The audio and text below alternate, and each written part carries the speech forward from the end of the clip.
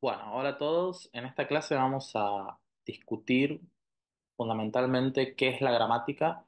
Vamos a ver que este concepto es bastante polisémico y que la manera en la que definamos el término gramática va a tener sus consecuencias en nuestras prácticas docentes. Así que reflexionar sobre cómo conseguimos la gramática va a ser útil para pensar la enseñanza, ¿no? de lengua o de lenguas extranjeras en nuestras clases. Así que vamos a focalizarnos en distintas acepciones de este término. La primera acepción que vamos a ver es una gramática, un tipo de gramática que es bastante predominante, lamentablemente, en el sistema educativo y cuando estudiamos las lenguas.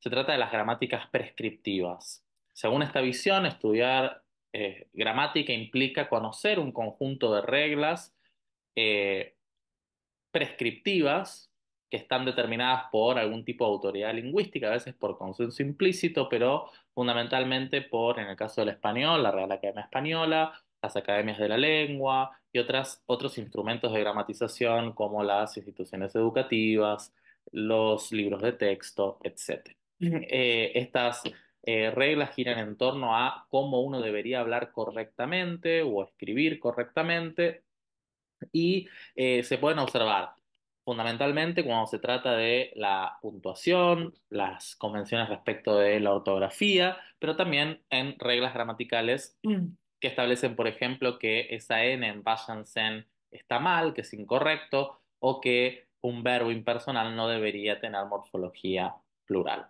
El criterio fundamental de las gramáticas prescriptivas es el de la corrección y se asemeja a las reglas sociales, según Haycock, la lingüista, porque del mismo modo que se establecen leyes sociales por algún tipo de autoridad legislativa que establece que, por ejemplo, asesinar a una persona está mal. ¿Por qué? Porque hay gente que lo hace, porque hay gente que mata a otras. Bueno, lo mismo sucede con las lenguas, ya que hay reglas que establecen cómo la gente debería hablar a pesar de que la gente hable y diga esas cosas. Es decir, las reglas prescriptivas por lo general determinan las cosas que uno no debe decir a pesar de que se digan, ¿no? Y son una instancia de controlar el comportamiento, la conducta verbal de una sociedad, ¿no? Son reglas sociales, son reglas que están construidas a partir de ciertas ideologías lingüísticas, ¿no? Están íntimamente vinculadas con el poder lingüístico de un grupo específico. Eh, un grupo específico cuya variedad es más poderosa, más prestigiosa, y estas reglas, o este conjunto de reglas prescriptivas, forman parte de lo que se llama la lengua estándar, ¿no? Es una lengua que por lo general es cultivada, es artificial y que se debe utilizar en determinados contextos. Hay otro tipo de gramáticas que son las gramáticas descriptivas que se focalizan en cómo la gente habla independientemente de que lo hagan bien o mal según estas normas y reglas prescriptivas que establecen las academias. Por ejemplo, según esta visión, váyanse sería un enunciado gramatical, lo mismo con no creo que haya inscriptos, por lo cual el criterio fundamental es el de la gramaticalidad, no el de la corrección, y el concepto de gramaticalidad tiene que ver con el hecho de que hay ciertas estructuras que se pueden producir eh, porque siguen las reglas gramaticales de una variedad que estamos estudiando. Es decir, un enunciado gramatical es aquel producido por un hablante nativo que no tiene nada que ver con las reglas prescriptivas de la normativa. Es un enunciado producido por un hablante nativo y que sigue las reglas del sistema gramatical de la variedad que habla ese individuo. Entonces, váyanse es gramatical en muchas variedades, lo mismo con el segundo enunciado. Es importante destacar que la noción de gramaticalidad está sujeta a la variedad que yo estudio. Por ejemplo, una estructura como lo vea Guille es perfectamente gramatical en el español rioplatense, con un clítico lo doblando al objeto directo, pero esto es agramatical, por eso lo indico con un asterisco, que es la convención para indicar la gramaticalidad, en variedades del español hablado en España, por ejemplo, ¿no? Donde dicen lo vi o vi a Guille. Eh, lo mismo sucede en inglés, como por ejemplo en I should have gave you all my hours, en donde gave eh, adopta la forma equivalente a la del pasado, en vez de un participio como given. característico de la lengua estándar y de otras variedades.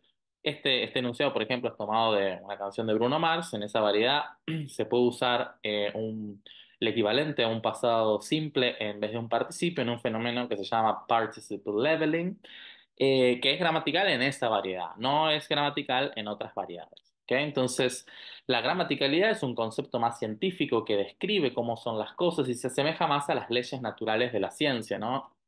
Donde uno describe cómo son las cosas y no se focaliza en cómo deberían ser las cosas según algún tipo de autoridad eh, o de consenso o convención social, ¿no? Eh, las gramáticas descriptivas en ese sentido son más objetivas y no son subjetivas, caprichosas, arbitrarias como las gramáticas prescriptivas, que son las que predominan en los ámbitos educativos, las primeras, lamentablemente.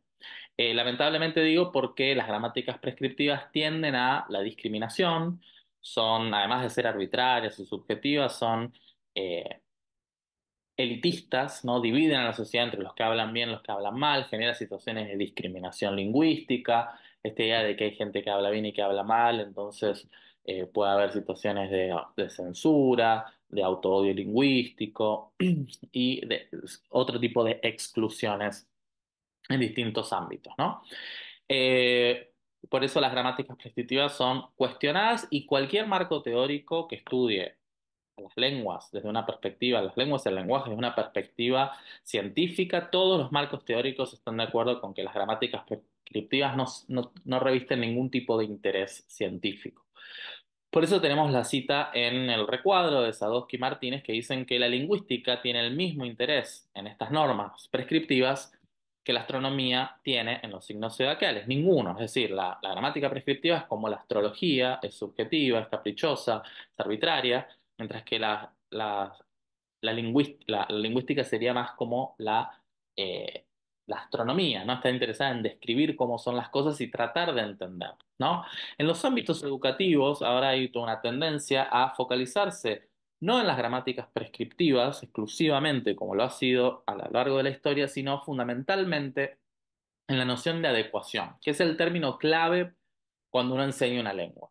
Es decir, en vez de castigar a los alumnos o de tener actitudes punitorias y donde los alumnos hablan mal y los corregimos y les machacamos con que hay ciertas cosas que no se deben decir, deberíamos trabajar en la noción de registro de contexto y discutir con ellos y hacerlos reflexionar acerca de, bueno, qué estructuras son más adecuadas para un contexto determinado, para un registro determinado y cuáles no.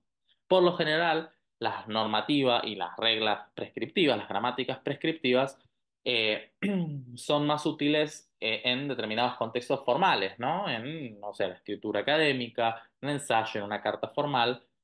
Eh, por lo cual, con un alumno uno debería reflexionar que no creo que hayan inscriptos es incorrecto y es inadecuado en un contexto formal, mientras que en un contexto informal no pasa nada, sigue cierta lógica y no es que está inherentemente mal. ¿Ok? Es entonces crucial trabajar sobre la noción de adecuación más que en la noción de corrección, sino que invitar a los alumnos a que ellos puedan ser más flexibles eh, en sus capacidades lingüísticas según el contexto en el que empleen la lengua. Acá tenemos un ejemplo escolar que muestra la predominancia de las gramáticas prescriptivas. Van a encontrar un montón de videitos de este estilo, muy cortito. ¿Cómo se dice? ¿Váyanse o váyanse? Váyanse. Bueno, como ven, la maestra contesta según la norma, según la normativa y no con la noción de adecuación. Quizás una respuesta más adecuada, y para no caer en el chiste tampoco, sería decirles que, bueno, váyanse no está inherentemente mal, se puede decir en determinados contextos, pero no en un contexto formal o académico, educativo, etcétera, ¿no? Basándose en esta noción de corrección, ¿no? Y de la normativa, eso está mal, pero en la vida cotidiana eh, son formas válidas y gramaticales que siguen un tipo de lógica, ¿no? Siempre trabajando sobre la noción de registro y de contexto. Eh, Las gramáticas descriptivas están íntimamente ligadas con las gramáticas científicas, ¿no? Una gramática descriptiva, bueno, no necesariamente científica, las gramáticas científicas tratan de explicar los fenómenos gramaticales y encontrar, bueno, por qué las cosas son como son. Entonces, siguen los pasos del método científico, implica desarrollar algún tipo de actitud indagadora y descubrir o tratar de entender esos fenómenos que uno describe, esos fenómenos gramaticales. Comienzan con la observación, entonces en vez de decir, bueno, váyanse, está mal directamente, esto implicaría observar el fenómeno, sorprenderse ante ello y hacerse una pregunta. Bueno, ¿por qué hay una N al final de esa construcción? Váyanse, o quédense, o muéranse. Observo un fenómeno, me hago una pregunta y empiezo a hacer hipótesis y experimentar, ¿no? A aplicar diagnósticos, a, bueno, tratar de ver qué está pasando y así poder arribar a una conclusión. Para ello siempre es importante describir, bueno, tengo un verbo, vayan, que tiene morfología de persona, número, es un imperativo, tiene un clítico C, un clítico reflexivo, y después aparece una N. Bueno, tengo que describir eso primero y luego empezar a hipotetizar o tratar de entender cuál es la razón de ser de esa N al final, ¿no? Eso implica la investigación científica y lo que hacen las gramáticas científicas. Están interesadas en el mundo tal cual es, en este caso los fenómenos lingüísticos, independientemente de lo social y de la normativa, y tratan de explicar cómo son las cosas, por qué las cosas son como son. Entonces, una hipótesis podría ser que esa N que aparece al final tiene que ver con la conjugación de la segunda persona plural, ustedes, van a ver que todos los verbos, como ven, van, iban, fueron, irán, irían, o vayan, o fueran, o fuesen, terminan en N. Y en realidad es la N el morfema característico de la segunda persona del plural. En el caso de ustedes, ¿no? En el español que hablamos aquí, por ejemplo. Entonces, una hipótesis podría ser esa.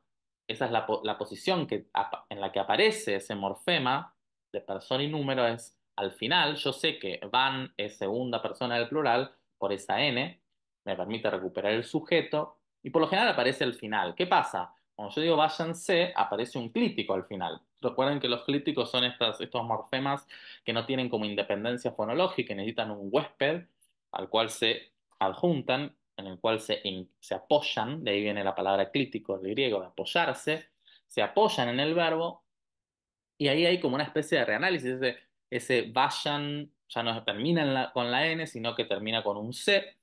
Entonces, el hablante lo que tiende a hacer es duplicar esa N, que suele aparecer al final, ¿no? Como si váyanse se hubiera reanalizado como una unidad, ¿no? Esa podría ser una hipótesis que estamos buscando o encontrando distintos argumentos, ¿no? A partir de este paradigma de la conjugación verbal de los verbos de la segunda persona del plural, buscando evidencia que sustente esta hipótesis. Esa es una posible hipótesis para explicar el fenómeno que, si yo lo hubiera analizado desde la gramática prescriptiva, bueno, se hubiera agotado ahí la discusión porque directamente está mal. Sería un horror, un prescriptivista diría, me sangran los ojos, ¿no? Es desastroso, eso tiene que ver con falta de cultura, etcétera, etcétera. Como ven, no tiene mucho interés y no hay nada para descubrir en las gramáticas prescriptivas, desafortunadamente, y limitar la enseñanza de la lengua, vamos a ver, a simplemente aprenderse esas reglas, bueno, no tiene nada de estimulante, la verdad.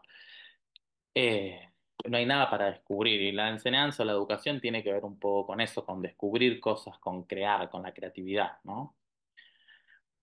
Ahora vamos a hablar un poco de distintos tipos de gramática eh, y vamos a empezar con la tradición. Si bien no sé si podríamos definir estas dos corrientes que vamos a ver ahora como marcos teóricos, porque hoy en día no hay lingüistas que trabajen en estos marcos teóricos o en estas tradiciones, pero sí tienen un peso significativo tanto en la investigación como en la enseñanza de lenguas. Vamos a empezar, por supuesto, con la gramática tradicional, que ya de Saussure mencionaba al principio de su curso de lingüística general que, bueno, al principio se estudiaba la gramática así, ¿no? Eh, Fundándose en la lógica, ¿no? Sin ningún tipo de visión científica, dice. Lo que la gramática se proponía, según esta visión, era dar reglas para distinguir lo correcto y lo incorrecto, ¿no? La gramática más prescriptiva, y era una disciplina normativa alejada de la observación. No era científica, no describía, ¿no?, cómo eran las cosas. Por lo cual el punto de vista es necesariamente estrecho. La gramática tradicional, según Di Tulio, esto está en un texto de 1990 que está en la bibliografía, eh, estaba muy vinculada con esto de hablar bien, de escribir correctamente. Tiene una raíz semántica que lo pueden observar en la nomenclatura. El clásico ejemplo tiene, por ejemplo, es el de sujeto y predicado de Aristóteles, ¿no? Tiene una base semántica, el sujeto de lo que habla, el predicado lo que predica acerca del sujeto. Y se dirige al conocimiento de reglas en función de la producción, de la elocuencia y del uso culto del lenguaje. ¿Ok? Tiene un carácter normativo, descriptivo, pedagógico. Normativo, bueno, porque se basa en estas normas de corrección, del buen hablar y del estándar. Descriptivo, porque, bueno, todas las gramáticas, incluso las que son meramente prescriptivistas, tienen algo de descripción o deberían contenerlo en el sentido de que, bueno, por ejemplo, en español los artículos preceden a los sustantivos, ¿no? O el orden es sujeto, verbo, objeto. Bueno, necesitamos cierta descripción. Eh, y también van a tener un carácter pedagógico porque son estas gramáticas las que se van a emplear en la enseñanza de lenguas, ¿no? Las que van a tener un rol muy importante. Y muchas de las nomenclaturas, de las etiquetas que utilizamos hoy en día provienen de la tradición. Por eso es importante tenerlo en cuenta, porque todos los marcos teóricos trabajan con nociones provenientes de la tradición, como las categorías lingüísticas e incluso ciertas funciones, objeto, sujeto, predicado, etcétera. Tenían una obsesión con la clasificación, clasificar elementos, ¿no? Y ver las posibilidades de combinación, y un típico ejercicio consistía en la escritura de comentarios gramaticales. Un típico ejemplo de una gramática prescriptiva o tradicional es la gramática de la lengua castellana de Andrés Bello. La segunda tradición es la inaugurada por Saussure con su gramática estructuralista, que si bien no se desarrolló hace mucho tiempo, hoy en día no sé si, como dije anteriormente, no hay gente trabajando dentro del marco estructuralista, sino en otro tipo de gramáticas que son justamente las que formaron parte del curso, la gramática funcional, cognitiva y generativa, ¿no? Que están vinculadas con la gramática estructuralista. Eh, la gramática estructuralista es más descriptivista, ¿no? Se interesa en la descripción, y hubo una gran descripción de una gran diversidad de lenguas a lo largo del mundo, ¿no? Especialmente en sus aspectos morfológicos y fonológicos. Se proponen, bueno, prácticas más rigurosas, con criterios formales que excluyen al significado, fundamentalmente en la escuela americana, norteamericana, del conductismo. Esa escuela no le prestaba mucha atención al significado ni tanto a la sintaxis, porque son los aspectos más abstractos que no se pueden observar, y como sabemos el conductismo tiene un interés en la evidencia positiva, en la experiencia, en aquello que es más tangible, y por eso los estudios más importantes giraron en torno a la morfología y la fonología. Es taxonómica, se focaliza en las taxonomías, en clasificar y en la descripción de lenguas, y la gramática deviene en un conocimiento per se que se centra en los procedimientos de análisis, ¿no? Un típico ejercicio que está asociado mucho a la gramática estructuralista es el análisis minucioso y detallado de oraciones a partir de distintos sistemas de representación, como ser corchetes, cajas, ¿ok? Eh, y eso fue quizás una de las repercusiones en las prácticas pedagógicas más importantes que podemos ver en las aulas, ¿no? Y que todavía quedan rezagos. Esto, bueno, el análisis sintáctico, analizar una oración atendiendo a la taxonomía, ¿no? Y el etiquetado de los distintos constituyentes.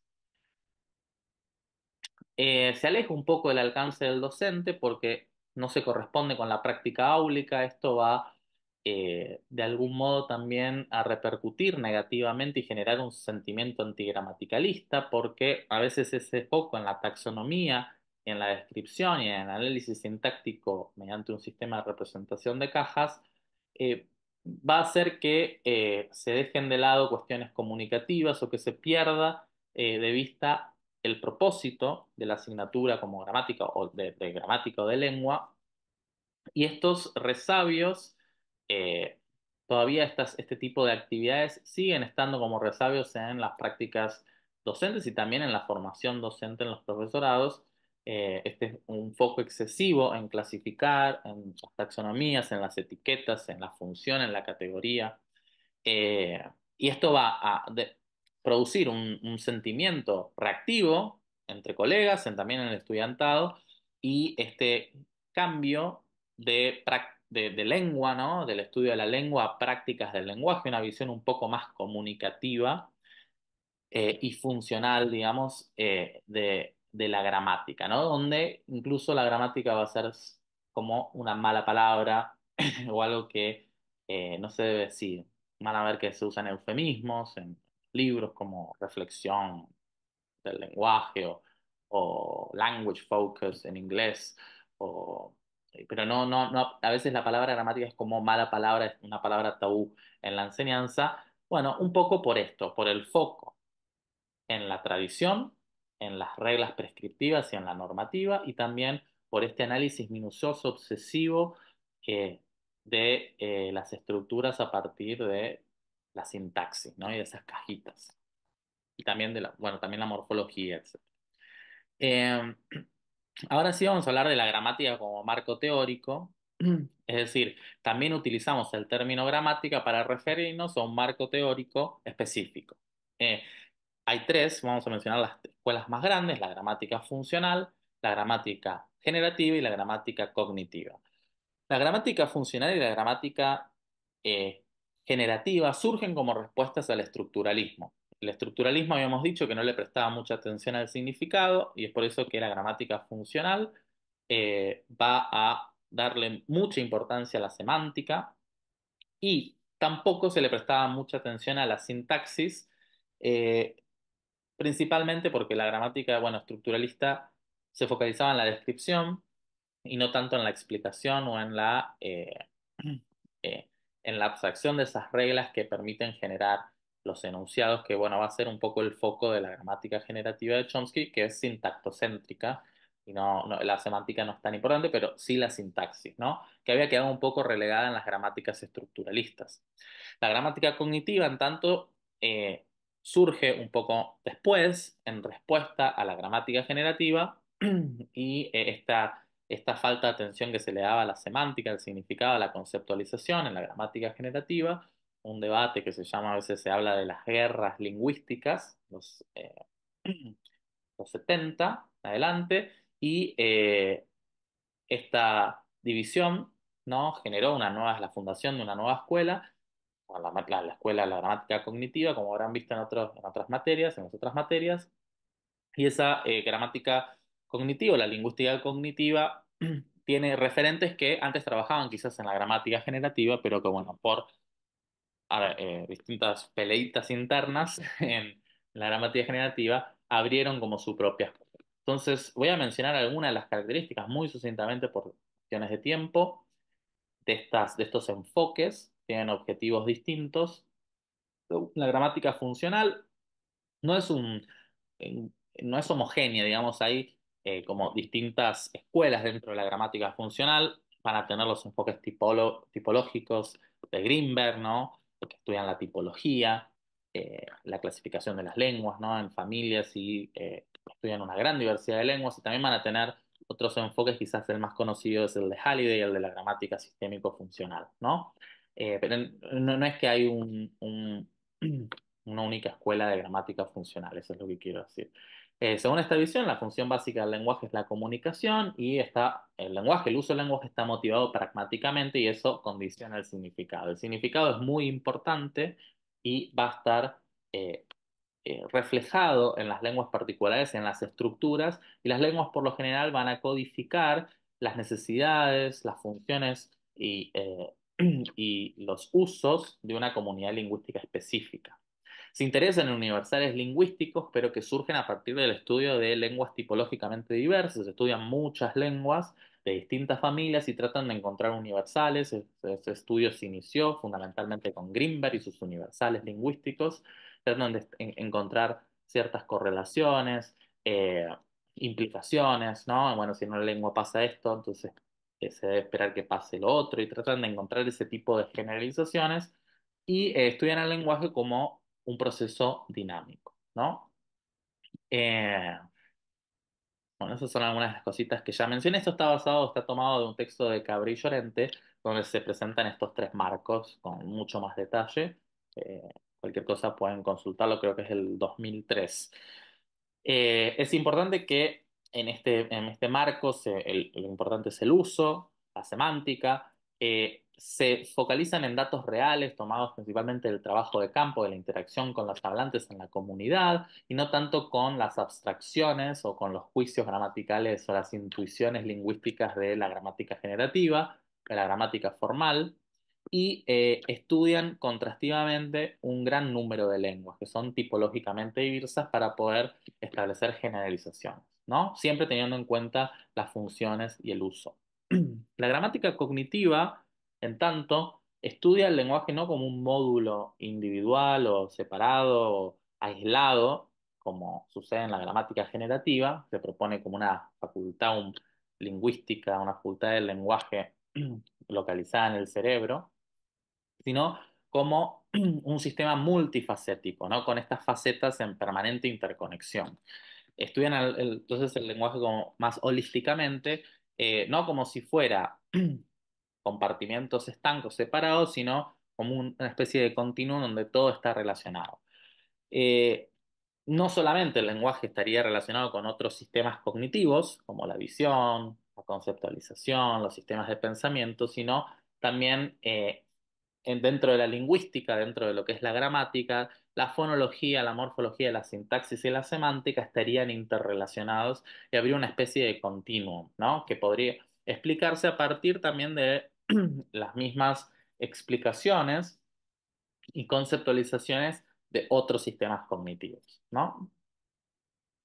Eh, Según esta visión, la descripción del lenguaje no se puede limitar solamente a la gramática, sino que tiene que tener en cuenta el uso y dentro del uso, además de dar cuenta de los aspectos estructurales de la gramática, tiene que dar cuenta de las funciones cognitivas, cómo categorizamos, representamos, conceptualizamos el mundo y comunicativa, eh, cómo transferimos y en qué situaciones lo hacemos, ¿no?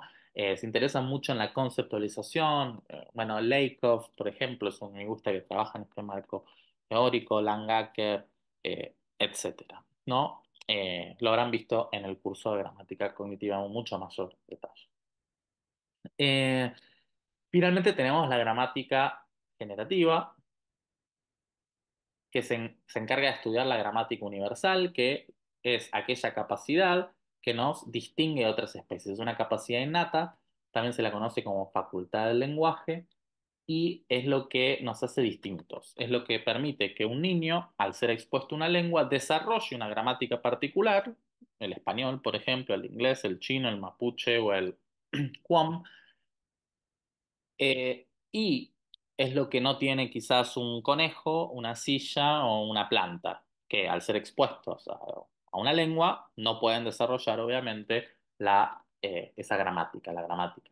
Los niños tienen un superpoder que permite que eso que es ruido, que no tiene límites y que es simplemente un estímulo oral, lingüístico, se transforme en una gramática y esa capacidad es lo que llamamos gramática universal, ¿no? Hay una distinción crucial que vamos a recuperar en lo largo del curso, que es la de competencia de actuación. La competencia es ese conocimiento tácito que tenemos los hablantes de nuestra lengua materna, un hablante nativo ideal. Es el conocimiento tácito, es conocimiento tácito en el sentido de que sabemos pero no sabemos. Yo ahora estoy produciendo oraciones, pero los hablantes cuando producimos oraciones no sabemos cuáles son los mecanismos y las reglas. Lo sabemos hacer, sabemos decir y sabemos producir y podemos seguir esas reglas, pero realmente no tenemos conocimiento explícito, lingüístico, gramatical, sobre la gramática particular que desarrollamos. Por eso es tácito. Y la actuación tiene que ver con el uso, con poner ese conocimiento que tenemos en uso. Es lo que para Saussure era parole, ¿no? El habla. Hay una metáfora de Chomsky muy útil para poder entender esta distinción, que es la distinción entre titiritero y el títere. Bueno, el titiritero sería la competencia, esos mecanismos, esa mano que nos permite generar lo que producimos, que es lo que se puede ver, y es el títere. El títere sería la actuación, lo que vemos, lo que externalizamos, y el titiritero sería el cerebro y aquel conocimiento o ese sistema gramatical que hemos desarrollado que permite la generación de esas expresiones lingüísticas y enunciados. El foco de la gramática generativa es el de la competencia y tratar de entender cuáles son los mecanismos y procesos que eh, el cerebro sigue o que un hablante sigue para poder producir los enunciados de una lengua o generar los enunciados de una lengua específica. ¿Y por qué no se producen enunciados que no realizamos, ¿no? Finalmente hay una distinción que también vamos a recuperar y mencionar en el curso que puede aclarar un par de cosas, que es la distinción entre lengua I y lengua E. La lengua I a veces estos conceptos se los asocia a la primera dicotomía que mencioné, pero son algo distintos o tienen propósitos distintos. La lengua I sería una lengua internalizada o interna, intencional con S, e individual sería ese sistema de conocimiento que cada uno tiene de una lengua, de la lengua que habla, estaría en el cerebro, ¿no? Y la lengua E sería el equivalente al concepto de langue, de lengua de Saussure, que es una visión más externalista, es la lengua externa, ¿ok? Extensional y externa, que sería el inglés, el español como lenguas, ¿sí? Más en sentido amplio, es decir, el inglés, hay algo que llamamos el inglés o el español, digamos, cordobés, que sería externo al individuo, con su historia, con sus características, con sus palabras, con la cultura a la que se asocia, con sus textos y todos los enunciados producidos.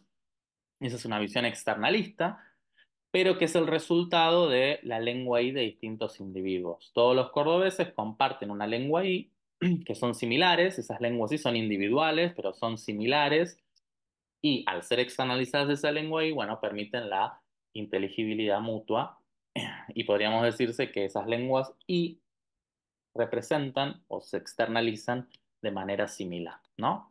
Entonces la lengua I sería la lengua individual, mientras que la lengua E sería esa lengua externa más colectiva a lo de Saussure, ¿ok?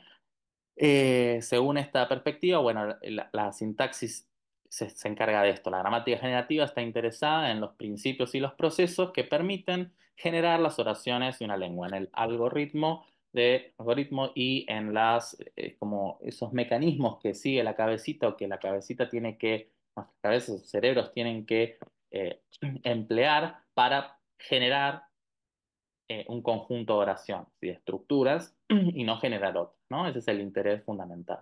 Y en los aspectos universales de esos mecanismos de generación de, eh, de oraciones. Esta perspectiva es una perspectiva innatista, concibiendo el lenguaje como una capacidad biológica, ¿no? En los otros marcos, quizás la gramática funcional, específicamente la gramática o la lengua o el lenguaje son instrumentos de comunicación, ¿no? Una visión más externalista del lenguaje. Ahora vamos a mencionar o a atajar la jerarquía de Chomsky, que es una jerarquía que puede servirnos para entender de qué hablamos cuando hablamos de las gramáticas humanas o del lenguaje humano, ¿no? Esto lo van a encontrar en Gallego en el capítulo 1 de 2015, hay una explicación sobre esto. Eh, Tenemos que entender que, bueno, acá tenemos cuatro tipos de gramáticas o tres tipos de gramáticas en la máquina de Turing y que el lenguaje humano se encontraría en esa intersección, ¿no? La facultad del lenguaje entre uno y 2 y también incluyendo 3, ¿ok? Entonces sería una combinación de uno, 2 y 3, especialmente en esa intersección entre uno y 2. ¿Qué significan estas cosas? Bueno, lo tienen términos tan complejos. Bueno, el lenguaje humano en principio incluye eh, el ítem en 3, que son gramáticas de estados finitos también o de procesos markovianos, y que tienen que ver con esta capacidad de generar secuencias de símbolos y formar listas. Por ejemplo, tener 1, 2, 3, 4, 5, 6, 7, 8, 9 matemáticamente, o una lista conformada por palabras. Juan, en este caso tenemos nombres propios, María, Luis, Pedro, Carla, etcétera. O fish, fish, fish, fish, fish, ¿no? Tenemos un conjunto de palabras, ¿no? Y tenemos una lista. Eso es algo que nuestra capacidad del lenguaje nos permite generar y que también quizás en otras especies podría estar presente. Pero bueno, ahí tenemos una representación de lo que sería, ¿no? Para fish, fish, fish, una concepción del lenguaje así que sería listas. Pero bueno, todos sabemos que el lenguaje humano incluye otras cosas que no son simplemente listas. Incluye gramáticas independientes del contexto o libres de contexto, que son aquellas que permiten generar estructuras más complejas, sintagmas y constituyentes. Las oraciones no son simplemente una concatenación de palabras, sino que esas palabras están organizadas en sintagmas y en estructuras más complejas. Y eso es algo que en otras especies no se puede encontrar. Este tipo de gramática tiene que ver con una propiedad fundamental o distintiva del lenguaje, que es la creatividad lingüística. Entonces, yo, además de combinar palabras como pez, pez, pez, pez, yo puedo organizarlas en estructuras sintácticas. Ahí tenemos una con el chico que dice que es tarde, es Juan. Yo podría seguir expandiendo eso, agregándole constituyentes. Juan dijo que el chico que dice que es tarde es Juan, o Pedro dijo que Luis dijo, y así seguir agregando. Y eso es algo que no vamos a encontrar en otras especies, esta creatividad lingüística. Así, esa misma secuencia que teníamos, que era como una concatenación de sustantivo, sustantivo, pez, pez, pez, pez, bueno, acá la podríamos también utilizar en una estructura un poco más compleja. Esa estructura es gramatical, en inglés es una oración. En inglés es muy común transformar un sustantivo en verbo a través de un fenómeno o de un proceso morfológico que se llama la conversión, que es sacar un sustantivo y lo transformo en un verbo sin agregarle nada. Entonces, fish, que es un sustantivo, puede ser un verbo, pescar. En español se puede ver con palabras como blanco, que es un adjetivo, y lo puedo hacer en un sustantivo como un blanco, o negro, un negro, o naranja, ¿no? Es un adjetivo y el sustantivo sería la fruta. No agrego nada y cambio la categoría. Entonces, en este caso, quizás si podríamos entender la estructura de esta oración si reemplazamos las palabras por otras, ¿no? Que no sea tan rara la oración, estaría compuesta por dos sustantivos, dos verbos y un sustantivo. eh, y esta oración sería algo equivalente a fish, people love, eat grass. ¿Ok? Donde tenemos los peces que la gente ama, comen pasto. Una traducción de esta oración al español sería los peces que los peces pescan, pescan peces. ¿Ok? Esto es una propiedad del inglés que permite una oración de relativo sin un pronombre relativo explícito, ¿no? En español necesitaríamos los peces pescan, pero en inglés esto es posible. ¿Ok? Es muy común, se llaman oraciones de relativo de contacto. Entonces, como ven acá, las palabras no son una palabra, o sea, una secuencia de palabras como una lista, sino que tenemos una estructura, ¿no? Con un sujeto que sería fish, fish, fish, y después un predicado, ¿no? Con una estructura jerárquica representada en esta imagen, que antes eran los pececitos uno al lado del otro, acá tenemos los peces de A que pescan peces, o los peces que los peces pescan, ¿ok? Entonces, los peces A que los peces de B pescan, pescan peces. O sea, estos peces, los de A, pescan a los de C. ¿Ok? Y ahí tendrían esa jerarquía, lo que mostraría esto de la estructura lingüística. Esta oración es ambigua, también se puede interpretar como un sustantivo, un verbo, dos sustantivos y un verbo, algo como fish, eat fish. A ver, sí, fish, eat fish, people love, ¿ok? Sería algo como los peces comen los peces que la gente ama, y para la oración que estamos analizando sería los peces pescan los peces que los peces pescan. ¿Ok? Es un caso de ambigüedad estructural donde tenemos dos significados asociados a esta estructura. Y eso es algo característico de las lenguas humanas, ¿no? Entonces acá tendríamos los peces de A pescan los peces, o sea, pescan a los de B, que son eh, pescados por C. Entonces los peces de A pescan los peces que los peces de se pescan, ¿ok?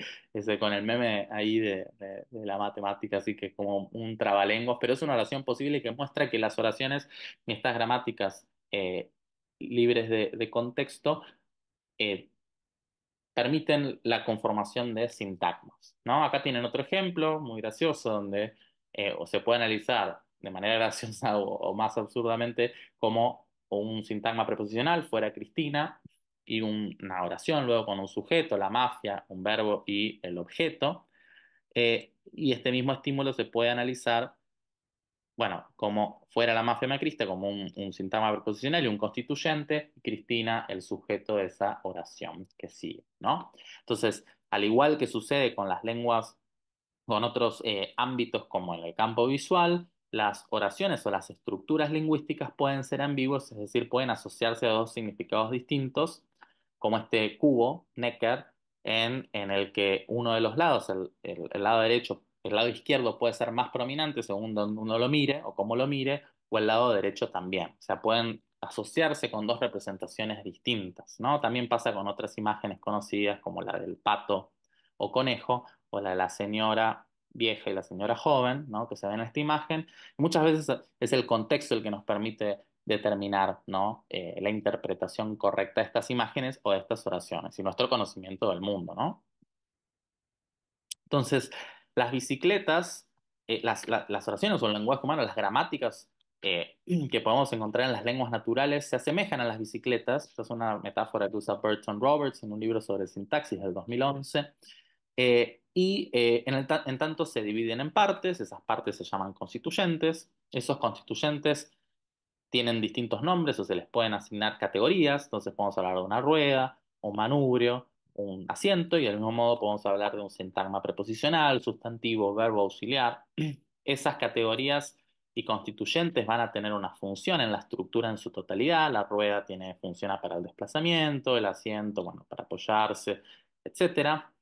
Y en una oración como Cristina dignifica, bla, bla, bla, Cristina cumple la función de sujeto, hay otro constituyente que cumple la función de objeto, y hay una jerarquía y una estructura. Esa es una característica fundamental de las lenguas naturales, ¿no? Están estructuradas, una rueda está compuesta por rayos y la rueda también es parte de la bicicleta, que es la estructura más grande, y lo mismo sucede en las lenguas naturales donde tenemos, bueno, un constituyente como el parque, compuesto por los elementos, y el parque puede formar parte de otra estructura más grande, en el parque un sintagma preposicional, cuyo núcleo sería la preposición en el núcleo siendo ese elemento que es más importante y que determina las propiedades de lo que sigue después, en este caso un sintagma nominal, ¿no?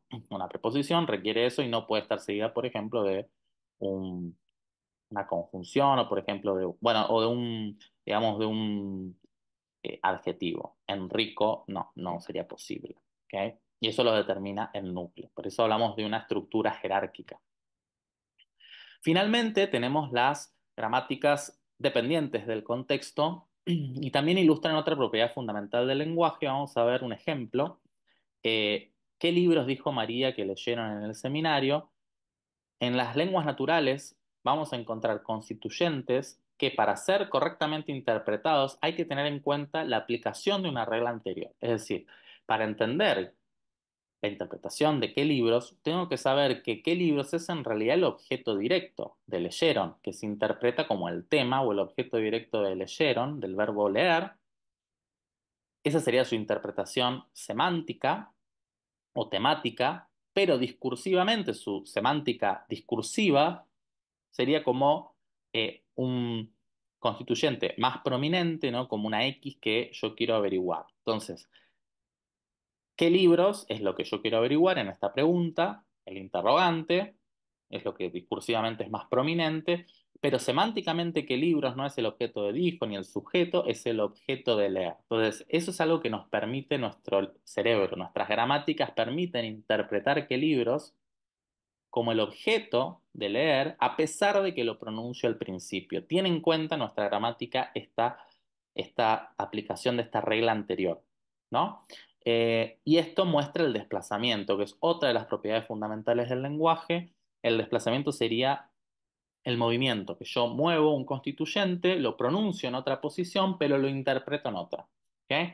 No sería el desplazamiento a la Hockett, esa característica de este rasgo distintivo del lenguaje que menciona Hockett, que uno puede hablar de cosas que no están en el aquí y ahora, no. Acá hablamos del desplazamiento como movimiento, y esa sería la segunda característica distintiva del lenguaje, ¿ok? Que yo puedo, y esto es propio característico de las gramáticas dependientes del contexto, ¿ok?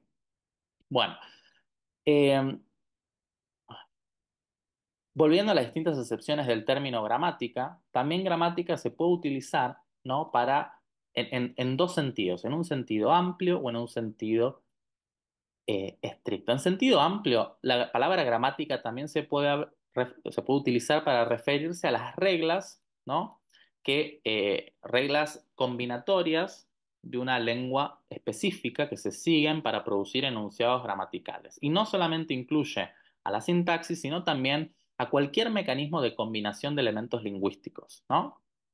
Entonces, cualquier sistema representacional o computacional interno a la mente, constituida por cualquier componente gramatical en donde se combinen elementos lingüísticos. Entonces, en el caso de la morfología, combinamos morfemas, en el caso de la semántica, conceptos, en el caso de la sintaxis, sintagmas, palabras, cláusulas, oraciones, y en el caso de, me falta uno, la fonología, fonemas. ¿Ok? Entonces, esa es una gramática en sentido amplio. ¿No? Y, por ejemplo, cuando se habla de la gramática del español, bueno, uno podría encontrar estos distintos componentes y las reglas que uno tiene que seguir para producir enunciados gramaticales en sentido amplio. En sentido estricto, que es como se suele utilizar muchas veces en los libros de texto o en los cursos, en la formación docente o en la formación de traductores, la gramática se puede entender en sentido estricto, equivalente a el estudio de la sintaxis, ¿no? Es decir, eh, sería el estudio de la manera en la que se componen o se construyen los objetos sintácticos que se envían a la fonética de la semántica, ¿no? Es el estudio de la computación pura y dura, del ensamble y el movimiento de las reglas que uno sigue para formar oraciones y sintagmas gramaticales. Es decir, sería lo que uno encontraría en los libros cuando uno estudia gramática, la inversión, el uso de los condicionales, el uso de los tiempos verbales y las reglas gramaticales que uno tiene que seguir para construir enunciados que sean gramaticales o correctos. O el análisis sintáctico. Cuando uno tenía la clase de gramática en el profesorado, bueno, se veía el análisis sintáctico y quizás la semántica, la fonología, que son también aspectos de la gramática en sentido amplio, no son tenidos en cuenta. Entonces, es importante tener esto en cuenta eh, porque muchas veces hablamos de gramática en sentido estricto, ¿no? Una visión un poco más restringida. Bueno, finalmente vamos a hablar un poco de la enseñanza de lenguas y de un concepto relevante, de un tipo de gramática que es fundamental a la hora de estudiar las lenguas y que es el de la gramática pedagógica, ¿no? De vuelta vamos a mencionar el texto de Ángela Di Tulio de 1990. La gramática pedagógica tiene que ver con el desarrollo de la competencia comunicativa y de otras competencias que luego, bueno, eh, surgen a partir de esta observación de competencia comunicativa. Competencia comunicativa es un término acuñado en alusión a la distinción de competencia de actuación de Chomsky y que bueno, en la enseñanza de lenguas es muy importante en el enfoque comunicativo, que es quizás el enfoque predominante, al menos en lo discursivo, cuando enseñamos español o cuando enseñamos lenguas adicionales extranjeras o como lengua segunda. Y bueno, también hay otras distinciones, competencia gramatical, estratégica, discursiva, sociolingüística, van a tener explicadas en este texto, no me voy a detener mucho en esto, pero no solamente se requiere un conocimiento gramatical de las estructuras, sino también tener en cuenta estrategias para comunicarse correctamente, los usos, las funciones del lenguaje en un contexto específico, ¿no? Atendiendo aspectos sociolingüísticos y, bueno, es un poco más compleja la gramática pedagógica, ¿no? Lo interesante que observa Di Tulio es que no es necesario casarse con ningún marco teórico. Uno podría, con algunas modificaciones, tomar términos de la gramática y conceptos de la gramática tradicional, también de la estructural, eh, y reformularlos, pero que a través de ellos uno pueda entender mejor el significado de una construcción, justificar un análisis y elegir entre distintos análisis. Lo interesante que se plantea aquí es que una gramática pedagógica no necesariamente tiene que ser generativista o funcionalista, sino que puede nutrirse de los conceptos tradicionales y estructuralistas que aparecen en la mayoría de los libros de texto, ¿no? Lo importante acá es ver cómo se aprende la gramática, cómo se usa y generar interés en los alumnos y transformar todo ese conocimiento científico, que a veces es un poco más abstracto, en algo que se pueda aprender, ¿no? En algo enseñable y que se pueda aprender, teniendo en cuenta al alumno que tengo enfrente, que quizás no es hablante nativo o que quizás, bueno, tiene distintos grados de maduración, de abstracción, según la edad, según su conocimiento y un montón de otros factores. A diferencia de la gramática científica, donde uno a veces adopta un marco teórico específico y trata de ser consistente, esta gramática pedagógica puede permitirse el eclecticismo y combinar nociones provenientes de distintos marcos teóricos. Es interesante destacar entonces que eh, la uno de los focos de la gramática actual no tiene que ver quizás con eh, lo que el alumno desconoce. En la gramática tradicional indica Ángela Di Tulio que el foco estaba en aprenderse las reglas, ¿no? Como catecismos, en forma de catecismo, ¿cierto? Bueno, las preposiciones, el uso correcto del que, el dequeísmo, el uso correcto del gerundio, bueno, como si uno no supiera la lengua materna y en la escuela tendría que aprenderlo. Y en el caso de la gramática estructural, el foco estaba en un análisis sintáctico atento a los elementos formales, que después, bueno, se hereda un poco en la gramática formal o en el generativismo. Bueno, el objetivo de la gramática actual, según Ángela, es focalizarse en lo que el alumno ya conoce. En el caso de un alumno que aprende lengua, en el caso de lengua materna, ¿no? Como el español, podría ser, el foco va en dirigir su atención a lo que ya conoce, ¿no? Y que descubra por qué las cosas son como son y tenga un conocimiento más explícito y reflexivo sobre eso que ya sabe. Y en el caso de el aprendizaje de una lengua que no es la lengua materna, usar el conocimiento que el alumno ya trae, ese conocimiento sobre su lengua materna, que es muy rico y sistemático, organizado, utilizar ese conocimiento, a pesar de que ser tácito, utilizar ese conocimiento para poder acceder a la lengua extranjera o a esta nueva lengua que se está aprendiendo. Entonces, es muy importante partir de la base de que nuestros alumnos son genios desde un punto de vista gramatical, que son hablantes perfectos, que saben utilizar su lengua materna, quizás no tienen conocimiento explícito, pero tienen conocimiento y es un punto de partida muy importante para acceder a otro tipo de conocimiento, conocimiento nuevo, ¿no? Entonces, la gramática pedagógica debería entonces focalizarse un poco en la competencia, en hacer ese conocimiento que ya en el caso del español, conocimiento que es tácito, hacerlo explícito, y en el caso de la lengua extranjera, poder construir un sistema gramatical nuevo, ¿no? Poder sistematizar eso que para el hablante nativo, por ejemplo, en el caso del inglés, está dado, ¿no?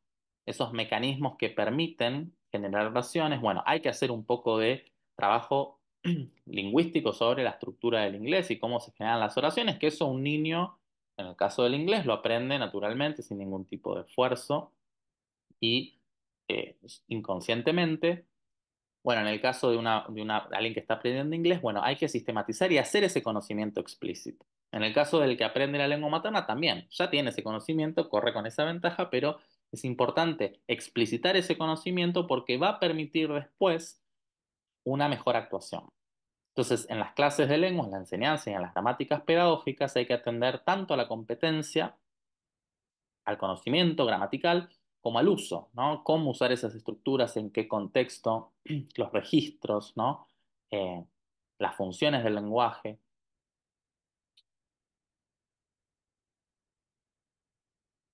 Es decir, el foco no tendría que estar solamente en el títere, sino, bueno, en el titiritero también, ¿no? En entender esos mecanismos y generar que nuestros alumnos sean mejores titiriteros y usen mejor los títeres, ¿no?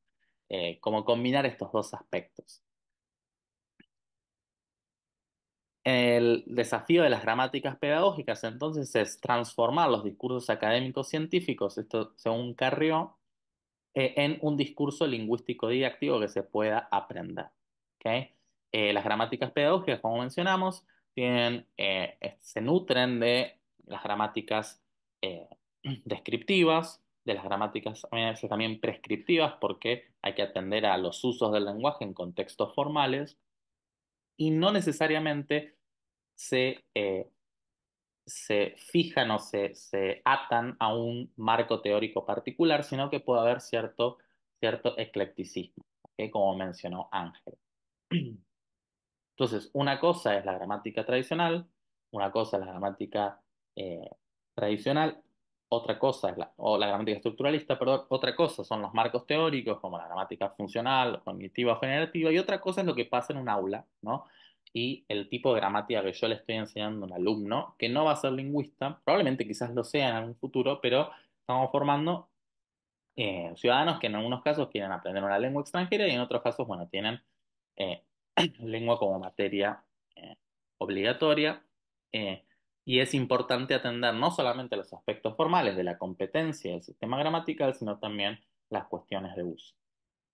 Entonces, recapitulando, en esta clase vimos la diferencia entre gramática prescriptiva, descriptiva y científica, cómo interactúan y quizás lo importante en relación a la enseñanza de lenguas es trabajar sobre la noción de adecuación. Luego vamos a ver cómo despertar un poco esta actitud científica en nuestras aulas más adelante.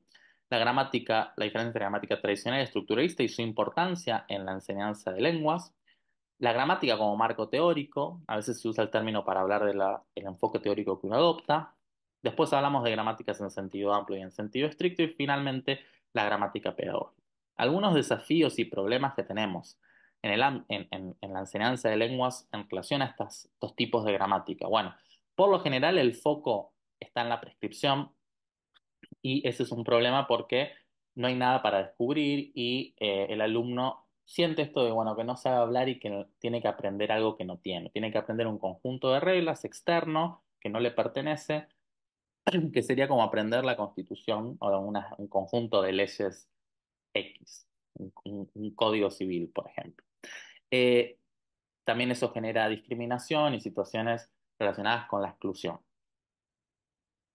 El, cuanto a la descripción y la indagación, vamos a ver que tener una clase de lengua en la que solo se describa y se indague y se trate de descubrir cosas, bueno, va a traer algunos problemas porque desliga a las lenguas de la política y de lo contracultural. Más adelante vamos a trabajar sobre esto. Eh, el foco en la gramática tradicional estructuralista también genera cierta actitud reactiva entre los alumnos, principalmente porque, bueno, la tradición consistía mucho en aprenderse estas reglas, estas cosas que no sabíamos, y en el estructuralismo había un análisis minucioso y de clasificar todos los elementos, eh, generando como una actitud, bueno, reactiva y negativa por parte del estudiantado que veía que tenía que clasificar todo minuciosamente y compulsivamente. Más adelante vamos a trabajar sobre ese desafío. Luego, la gramática como marco teórico, ¿no? El problema de esto es que a veces en las clases de gramática, especialmente en la formación docente, la clase de gramática es enseñar un marco teórico y se dejan de lado aspectos descriptivos de la indagación, de tratar de